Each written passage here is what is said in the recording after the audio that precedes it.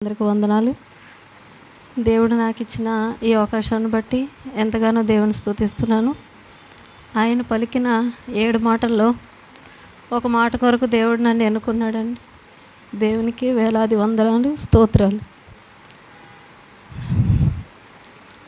నేను ఇప్పుడు సెలువులో పలికిన 3వ మాట యోహాను సువార్త 19వ అధ్యాయం 26-27 వచనాలండి. అమ్మ, ఇదిగో నీ కుమారుడు అని తన తల్లితో చెప్పాను. శిష్యుని చూసి ఇదిగో నీ తల్లి అని చెప్పాను. ఈ మాట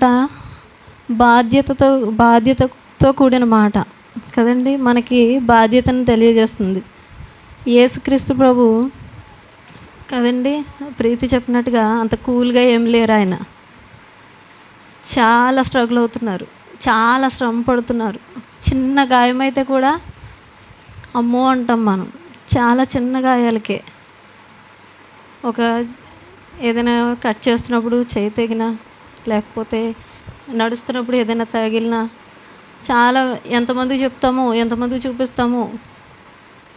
కానీ దేవుడు ఆయన రక్తం చాలా అంటే దారులుగా కారుతుంది, అయినప్పటికీ ఆయన మన గురించి ఆలోచిస్తున్నాడు.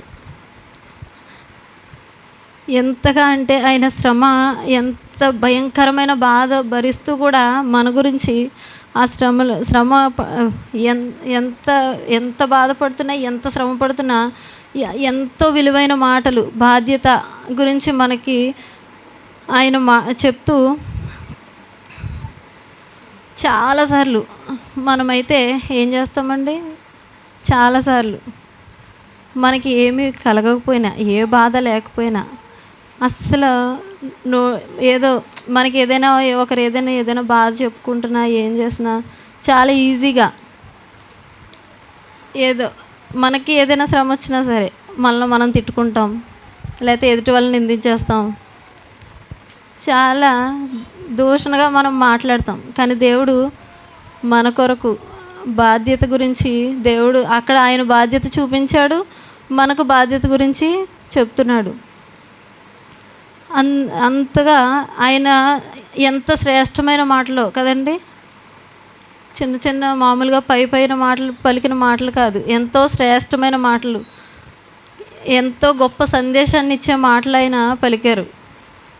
అలాగే మొదటి మాట, రెండో మాట చూసాం మనం. ఆత్మీయమైన సందేశాన్ని, మానసికమైన సందేశాన్ని, నిత్య రాజ్యం గురించిన అమూల్యమైన సందేశాన్ని, విలువైన సందేశాన్ని దేవుడు మనకి ఇచ్చాడు. అలాగే ఈలోకపరంగా కుటుంబం పట్ల ఎలా బాధ్యత కలిగి ఉండాలి, కుటుంబంలో ఒకరి గురించి ఒకరు ఎలాంటి బాధ్యత, ఎటువంటి ఎఫెక్షన్ కలిగి ఉండాలనేది దేవుడు ఈ మాట ద్వారా మనకి గొప్ప సందేశాన్ని ఇస్తున్నారు.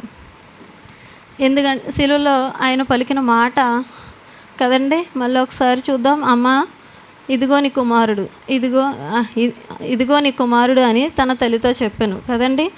ఈ మాట తల్లిని గురించి ఇక్కడ యేసుక్రీస్తు ప్రభు 2 బాధ్యతలు నెరవేరుస్తున్నాడు కదండి. అసలు ఆయన శిలువ మీద ఎందుకు ఉండాల్సి వచ్చింది?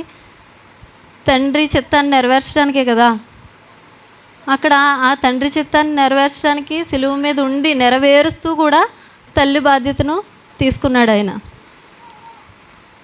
ఎంతగా అంటే తండ్రి చిత్తము ఇక్కడ మనం లూకాసు వార్తల్లో 2వ అధ్యాయంలో మనకు కనబడుతుంది కదా. ఆయన ఎప్పటి నుంచి అంటే ఆ తండ్రి చిత్తాన్ని ఎప్పటి నుంచి నెరవేరుస్తున్నారంటే చాలా ఎర్లీ ఏజ్ కదండి, చాలా చిన్న వయసు నుంచే. లూకాసు వార్తలో 2వ అధ్యాయం 41వ వచనం నుంచి చూస్తే మనం కదండి, అక్కడ పస్కా పండుగ జరుగుతున్నప్పుడు తల్లిదండ్రులు ఏటేటా యెరూషలేము వెళ్తారు. అక్కడ అప్పటికి ఆయనకి 12 ఏండ్లు కదండి.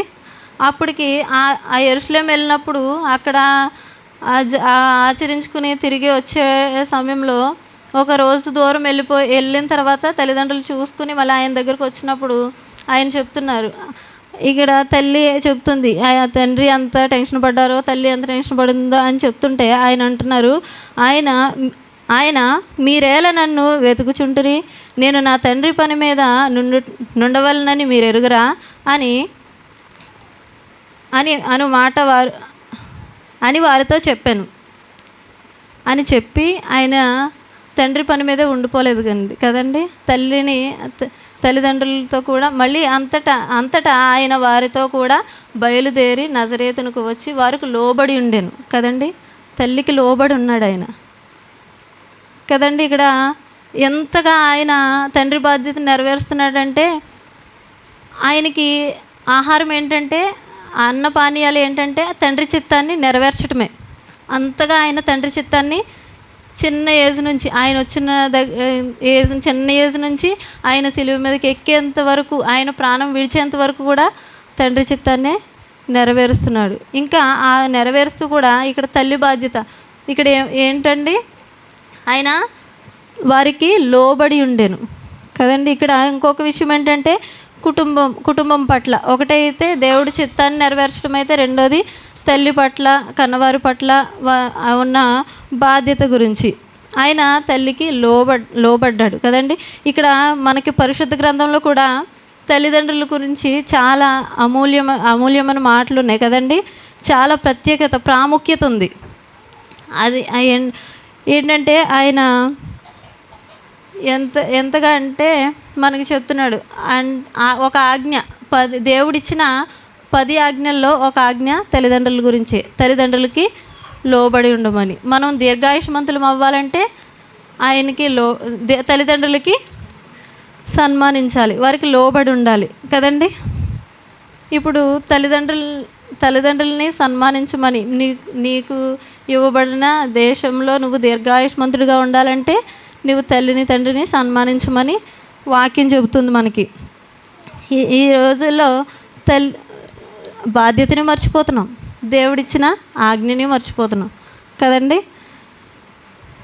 కానీ ఇప్పుడు ఇక్కడ తల్లిదండ్రులను సన్మానించమని చెబుతున్నాడు దేవుడు. సన్మానించడం అంటే ఏంటండి, ఒక బొకే ఇచ్చి లేకపోతే సాల్వా కప్పి అదే అండి సన్మానించడం అంటే కదా. కొన్నిసార్లు మనం చూస్తాం సన్మానాలు, అది కాదు కదా. వాళ్ళకి లోబడి ఉండడం, వాళ్ళని గౌరవించడం. పెద్ద అయిన తర్వాత, మనం పెద్ద అయినప్పుడు వాళ్ళు ఓల్డ్ ఏజ్కి వస్తారు కాబట్టి వాళ్ళ అవసరాలు ఎరిగి, వాళ్ళ అవసరాలు గుర్తించి వారి అవసరాలను తీర్చడం కదండి. అదే కదా తల్లిదండ్రులను సన్మానించడం అంటే. అయితే ఇంకా తల్లిదండ్రులకు విధేయులుగా ఉండాలి కదండి. ఇది బైబిల్ చెప్తున్న ధర్మము కదండి. ఎఫెసీ పత్రికలో 6:1 చెప్తాడు, తల్లిదండ్రులకు విధేయులై ఉండుడి, ఇది ధర్మమే కదండి. బైబిల్ చెప్తున్న ధర్మం తల్లిదండ్రులకి లోబడి ఉండడం కదండి. ఇంకా మన తల్లిదండ్రుల్ని సంతోషపెట్టాలంట, మన కన్న తల్లిని ఆనందపరచాలంట కదండి. ఇది కూడా బైబిల్ చెప్తున్న మాటే, సామెతల గ్రంథం. ఇలా మనకి తల్లిదండ్రుల గురించి ఎన్నో మాటలు, ఎలా సన్మానించాలి, ఎలా ఉండాలి, ఎలా చూసుకోవాలి, ప్రతిదీ మనం ఏమీ బయటికి వెళ్ళక్కర్లేదు, కానీ బైబిలే చాలా నేర్పిస్తుందండి మనకి. అలా కాకుండా ఇన్ని విషయాలు దేవుడు మనతో మాట్లాడుతున్నప్పుడు మనం సరి చేసుకోకుండా ఇంకా తల్లిదండ్రుల్ని వారిని నిర్లక్ష్యం పెడుతూ వారిని దూషిస్తూ మనం ఉన్నట్టయితే దానికి శిక్ష ఏంటో కూడా దేవుడు చెబుతున్నాడు. తన తల్లినైనను తండ్రినైనను దూషించు వాని దీపము కారు చీకటిలో ఆరిపోవును. సామెతలు 20:20 కదండి. ఇప్పుడు చీకటిగా ఉన్నప్పుడు మనకు వెలుగునిచ్చే దీపమే, ఆ దీపమే ఆరిపోతే కదండి ఏం చేయగలుగుతాం కదా. చీకటిలో దీపం ఆరిపోతే ఏంటి పరిస్థితి, మన గమ్యం ఏంటి కదా. మనం ఆశించింది మనకి ఎలా పొందుకోగలుగుతాం. ఒక్కసారి ఆలోచిస్తే ఈ